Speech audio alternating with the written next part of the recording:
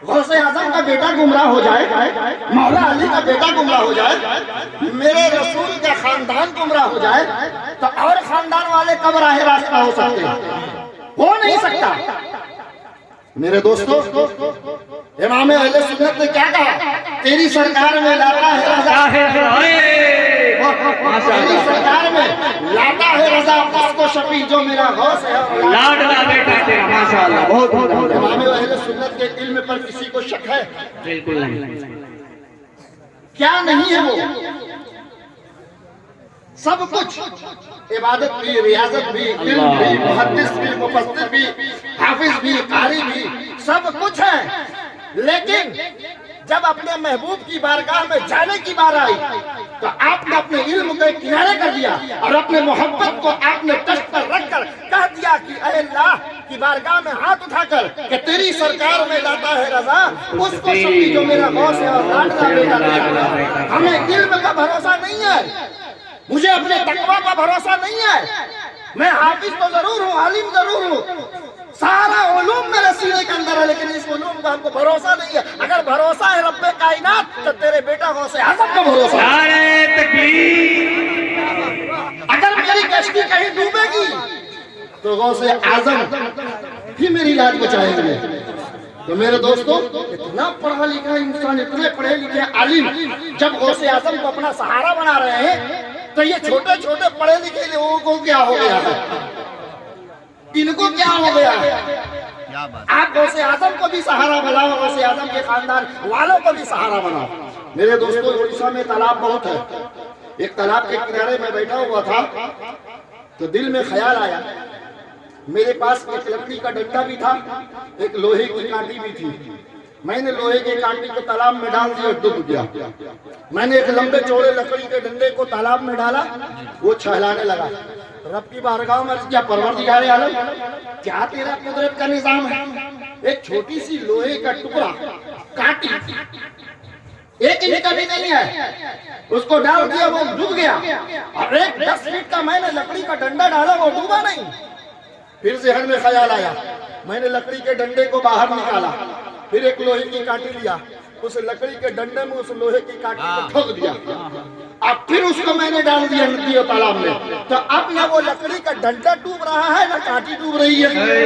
रब की बारगाह में उसका परवरदिगार आलम, लोहा अलग है तो डूब जा रहा है, और उसको लकड़ी से जोड़ दिया तो न लकड़ी डूब रही है न लोहा जो डूब रहा है। तो रब्बे कायनात की तरफ से आवाज आई कि अब वो लोहा अपने भरोसे नहीं है, वो लकड़ी के भरोसे है, इसीलिए नहीं डूब रहा है। नारे तकबीर, नारे रिसालत, उलमाए अहले सुन्नत, जिसने गौसुल वरा कौन थे। तो गौसे आजम के बारे में मेरे रब्बुल इज्जत ने कहा कि ऐ मेरे बंदो, तुमको अगर अपने पर भरोसा नहीं है, तुमको अगर अपने पर भरोसा नहीं है तो गौसे आजम को, अपने आप को गौसे आजम से जोड़ लो, गौसे आजम से अपनी निस्बत जोड़ दो। तुम अगर डूबने वाले भी होगे तो गौसे आजम तुमको छला लेंगे, तुम्हारे तुमको पार लगा देंगे। गौसे आजम वो है जो इस दुनिया पर नफरत फैलाने के लिए नहीं आए थे, मोहब्बत बांटने के लिए आए थे। गौसे आजम की महफिल एक करामत गौसे पाक कुछ नहीं है। आजकल बहुत चला हुआ है, पार्लियामेंट में कानून भी पास हो गया है कि कोई भी शौहर अपनी बीवी को तलाक नहीं देगा, और अगर तलाक देगा तो जेल भी जाएगा, बीवी का खर्चा भी देगा, है ना? इसलिए कभी सोचिएगा मेहनत बीवी के बारे में। और सख्त कानून पास हो गया। एक शख्स काम से वापस आया, घर की छत पर बैठा हुआ था, ऊपर से आवाज लगाया अपनी बीवी को, एक गिलास पानी लेकर आओ। बीवी है, घर का कुछ काम कर रही थी, पानी आने में देर हो गई। 2-4-10 मिनट गुजर गया, बीवी कुछ जरूरी काम कर रही थी, घर के पानी लेकर छत पर चढ़ने लगी। अभी वो आधी सीढ़ी पर पहुंची है, शौहर की नजर पड़ गई कि बीवी पानी लेकर आ रही है। उसने कहा वहीं खड़ी रहो, पानी लेके छत पर मत आना, अगर पानी लेकर छत के ऊपर आ जाओगे तुमको 3 तलाक दे दिया, पानी लेकर नीचे उतर जाओगे तुमको 3 तलाक। पानी पीकर उतरोगी 3 तलाक, पानी छोड़कर उतरोगी 3 तलाक। ऐसा लग रहा है कि तलाक के लिए राइफल चलने लगा। एक शौहर अपने बीवी को कितना बोल रहा है, ऊपर मत आओ, नीचे मत जाओ, पी के मत आओ, छोड़ के मत आओ। थोड़ी देर के बाद शौहर का ख्याल आया, मैंने ये क्या कर दिया, मैंने ये क्या कर दिया। फौरन नीचे उतरा, मदरसे के पास गया, मदरसे के उलमा के पास गया, मुफ्तियाने किराम के पास गया। मौलाना में फंस गया, क्या हुआ? कहा कि गुस्से के आलम में बीवी पानी लेकर आ रही थी, मैंने कह दिया कि पानी लेकर ऊपर मत जाओ, 3 तलाक, नीचे मत उतरो 3 तलाक, पी के मत उतरो 3 तलाक, छोड़ के मत उतरो 3 तलाक। क्या मेरी बीवी मुझसे जुदा हो गई? मुफ्तियाने किराम ने कहा हाँ हो गई, तलाक हो गई। वो शख्स न जाने कितने बड़े बड़े मदरसे में गया, तमाम मुफ्तियाने किराम ने एक ही फैसला किया। एक शख्स था, बुजुर्गों से निस्बत रखता था, जब उससे मुलाकात हुई, देखा क्या हाल है तुम्हारा, बहुत परेशान नजर आ रहे हो, क्या ये मसला है?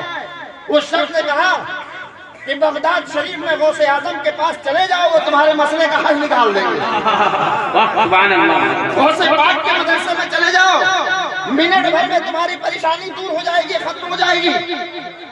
वह शख्स गौसे आजम की बारगाह में पहुंचा। गौसे आजम बच्चों को तालीम दे रहे थे, सामने खड़ा हुआ, पूछा अब्दुल कादिर कौन? गौसे आजम ने कहा मैं। कहा एक मसले का जवाब दीजिए। कहा कहो। कहा कि बीवी से पानी मांगा, बीवी पानी लेकर आने में देर कर दी, मैंने बीवी को सीढ़ी पर कहा खड़ी हो जाओ, अब पानी लेकर ऊपर नहीं आ सकती, वरना 3 तलाक। पानी छोड़ के नीचे नहीं उतर सकती, 3 तलाक। पानी पी के नहीं उतर सकती, 3 तलाक। अब आप बताइए, मेरी बीवी मुझसे जुदा हुई,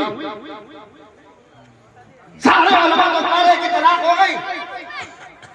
गौसे आजम ने कहा कि एक घर से एक रुमाल ले लो, घर से एक छोटा ऐसा टुकड़ा ले लो रुमाल में बराबर, और जाकर अपनी बीवी को दे दो कि वहीं पर खड़ी खड़ी सारे पानी को उस कपड़े में डुबा डुबा कर सुखा दे। जब गिलास का सारा पानी सूख जाए, तुम्हारी बीवी तुम पर हलाल हो जाएगी, खिलाफ नहीं होगी। माशाअल्लाह, बहुत उम्दा, माशाअल्लाह। ये वो गौसे आजम की शान। मेरे दोस्तों, हम लोग गौसे आजम के मानने और चाहने वाले हैं। गौसे आजम इरशाद फरमाते हैं कि हम सब कभी तकरीर नहीं करते थे, कभी तकरीर नहीं करते थे। एक दिन हम सोए हुए थे कि सरकार कायनात सल्लल्लाहु ताला अलैहि वसल्लम ख्वाब में तशरीफ लाए। क्या बात। मैं उठकर सरकार के दस्तबोसी किया। जब मुसाफा किया सरकार से, तो सरकार ने कहा अब्दुल कादिर तुम तकरीर नहीं करते हो। मैंने कहा यार मैं तो अजमी हूँ, मैं हिजाज की तरफ का रहने वाला हूँ, ये लोग अरबी हमारी बोली नहीं समझ पाएंगे, ये लोग अरबी जानते हैं, हमारी भाषा नहीं समझ पाएंगे। अल्लाह के प्यारे रसूल सल्लल्लाहु अलैहि वसल्लम ने कहा अब्दुल कादिर तकरीर करना शुरू करो, अल्लाह ने तुम्हारी जबान में वो तासीर अदा किया है कि सारी दुनिया तुम्हारी बोली को समझेगी। गौसे आजम ने कहा कि जब मेरे आका ने मुझको हुक्म दिया कि तकरीर करो, तो मैं 7 दिन बच्चों को तालीम देता था। मुस्तफा के कहने के बाद मैं बच्चों को 5 दिन तालीम देता हूँ, 2 दिन लोगों के सामने मैं तकरीर करता हूँ। जब से मैं तकरीर करना शुरू किया, लाखों की भीड़ आने लगी, लाखों लोग आने लगे मेरी तकरीर सुनने के लिए। और जब तक मैं तकरीर करता था, लोग इस तरह बैठे रहते थे जैसे कि उनको किसी चीज की हाजत ही नहीं है। ये वो गौसे आजम रज़ी अल्लाह ताला अन्हु। मेरे दोस्तों, आप गौसे आजम की महफिल में बैठे हुए हैं, अल्लाह तबारक व तआला चाहेगा तो आपकी एक नेकी को भी कबूल करके आपके पूरी जिंदगी के जो गुनाह है उसको भी माफ कर देगा। अल्लाह के प्यारे रसूल सल्लल्लाहु अलैहि वसल्लम ने इरशाद फरमाया एक शख्स के बारे में कि जिसने बिल्ली को मारा वो जहन्नम में जाएगा। साहबा ने कहा या रसूल अल्लाह, बिल्ली को मारा? कहा कि सब बिल्ली को नहीं, उस बिल्ली को जिसने मारा वो जहन्नम में जाएगा। साहबा ने पूछा या रसूल अल्लाह वो कौन सी बिल्ली? कहा एक शख्स बिल्ली पालता है, एक शख्स बिल्ली पालता है, लेकिन जब वो घर से बाहर निकला उसने बिल्ली के गर्दन में रस्सी बांध दिया और वो चला गया काम पर, लेकिन किसी वजह कर वो लौट नहीं पाया। नहीं लौटने की वजह कर वो बिल्ली मर गई। प्यास और भूख की वजह कर वो बिल्ली मर गई। अल्लाह के प्यारे रसूल सल्लल्लाहु अलैहि वसल्लम ने इरशाद फरमाया कि वो शख्स जहन्नम में जाएगा। एक शख्स के बारे में अल्लाह के प्यारे रसूल सल्लल्लाहु अलैहि वसल्लम ने इरशाद फरमाया ये शख्स जन्नत में जाएगा। लोगों ने पूछा इसने कौन सा काम किया कि जन्नत में जाएगा? कहा कुत्ते को पानी पिलाया। लोगों ने पूछा या रसूल अल्लाह हजारों लोग ऐसे जो कुत्ते को पानी पिलाते। कहता नहीं, इस शख्स ने जिस कुत्ते को पानी पिलाया है ये जन्नती है।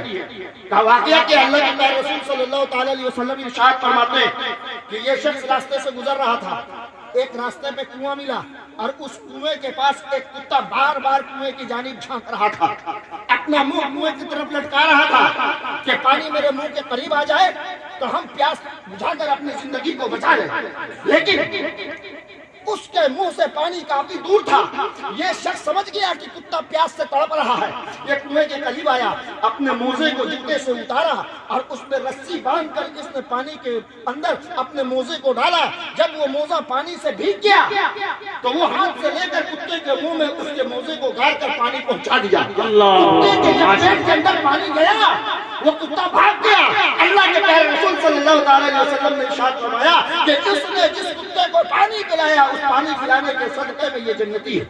नारे तकबीर, नारे रिसालत, उलमाए अहले सुन्नत, नारे तकबीर। बहुत छोटी सी नेकी थी, बहुत छोटी सी नेकी थी, अब बहुत छोटा ऐसा गुनाह था। इसीलिए बिल्ली को आज तक आपने देखा है कोई बांध कर रखता हो? कोई बांध के नहीं रखता, इसलिए कि बिल्ली को बांध नहीं सकते आप। अल्लाह उसका रिज़्क़ उसके आजाद रहने में मुहैया करता है। वो आजाद रहेगी तो वो अपना रिज़्क़ खुद तलाश कर लेगी। लेकिन अगर आप बांध कर रख दोगे और उसको खाना पीना आप न दोगे तो यकीन जानो आपका भी हश्र वही होगा जो हश्र उस शख्स का हुआ।